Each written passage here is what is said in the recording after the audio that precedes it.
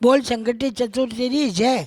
सावन लागती चतुर्थी बजे इन व्रत करनो, बेटा पोता परिवार सुहाग भाग घर में सुख संपत्ति रहे, सब ने करना चाहिए। विद्या व्यक्ति करो, सुहागन व्यक्ति करो, बेटा की माँ जरूर करो। इरमानिया ने के 15 लाडू बने गणेश जी रा, 15 लाडू 5 लाडू गणेश जी रावे, 5 लाडू ब्राह्मण देव कान होने जगह ने 5 लाडू व्रत करना जी में।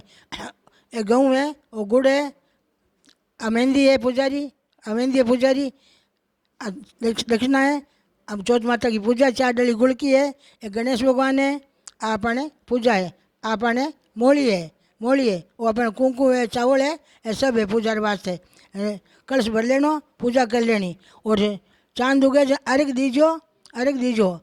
दूध लो, कच्चो दूध होनो, पानी होनो, गंगाजल नहीं गालनो, तंबार लोटा में दूध नहीं गालनो। अर्घ दीजो कीजो, चांदर लो पवासियो, कुल में हुयो उजास, मेसवागन पूजो। से चौथ की रात, चौथ किसी महीने वो जगह महीना नाम ले लेनो, ओ यहाँ कीजो। सासू मारे पगन लागजो, कल्पना दीजो, भगवान तंग स्वागत रखे। बोल भगवान की जय।